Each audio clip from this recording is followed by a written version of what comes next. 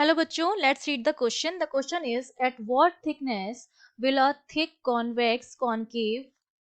glass lens, ठीक है, ये glass convex concave glass lens दे रखा है, in air have the optical power equal to -1 diopter if the curvature radii of its convex and concave surface are equal to 10 and 7.5 centimeter respectively. हमें क्या दे रखा है, कॉन्वेक्स कॉन्केव ग्लास लेंस दे रखा है जिसकी पावर हमें गिवन है और हमें बताना है कि उनकी थिकनेस जो होगी वो क्या होगी अगर उनकी रेडियस ऑफ कर्वेचर जो है वो भी हमें गिवन है. तो देखिए इस क्वेश्चन को करने के लिए हमारा जो की कॉन्सेप्ट रहेगा उसमें हमें पता होना चाहिए कि अगर दो लेंसेज मिलकर एक सिस्टम बनाते हैं तो उस पूरे सिस्टम का जो पावर होता है, net power, that is given by, power को हम 5 लिख देते हैं, 5 equals to 5 1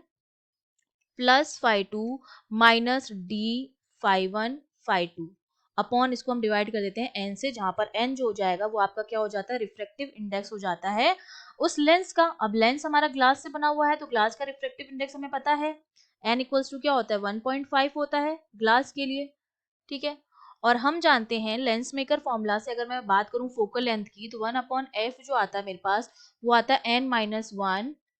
1/r1 minus 1/r2 के बराबर होता है. और जो मेरी पावर होती है वो रेसिप्रोकल होती है 1/f के बराबर. वो किसकी रेसिप्रोकल होती है, पावर जो होती है वो फोकल लेंथ की रेसिप्रोकल होती है, 1/f के बराबर होती है. तो 5 1 और 5 2 की जब हम वैल्यू रखेंगे तो 5 1 तो मेरा हो जाएगा n-1/r1 और 5 2 मेरा हो जाएगा n-1/r2 के बराबर. तो यहाँ से जो नेट पावर आएगी 5, वो हमारे पास कितनी हो जाएगी, n-1/r1. r1 जो हमारा हो जाएगा कॉन्वेक्स लेंस की रेडियस ऑफ कर्वेचर हो जाएगी,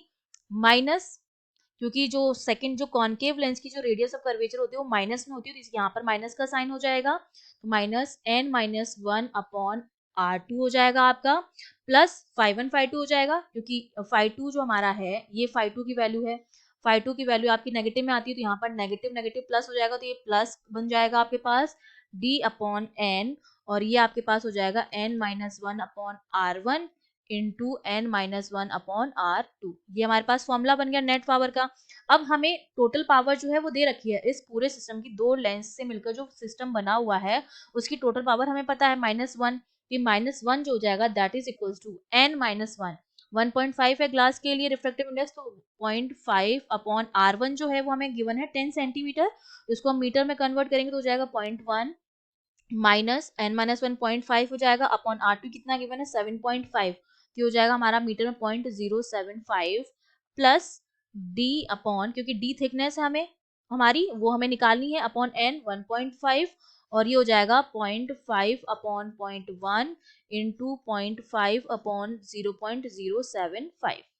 ठीक है, ये सारी वैल्यूज रख के जब हम सॉल्व करेंगे तो देखो ये वैल्यू हमारे पास ये बनेगी 5 minus 20/3 plus d into 2/3 into 5 into 20/3, और ये -1 के बराबर है हमारे पास. तो इसको जब मैं सॉल्व करूंगी तो देखो मेरे पास कितना हो जाएगा, -1 जो आएगा वो मेरा बराबर हो जाएगा -5/3 इंटू 200d अपॉन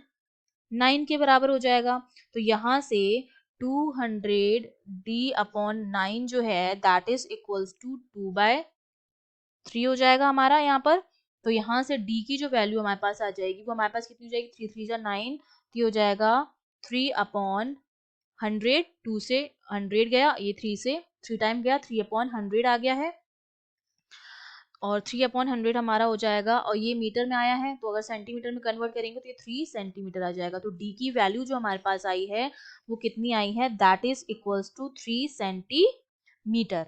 ठीक है, और यही हमें थिकनेस कैलकुलेट करनी थी, तो थिकनेस जो हमारी आ गई है वो हमारे पास कितनी आ गई है, वो 3 सेंटीमीटर के बराबर आ गई है. I hope you understood well. All the best.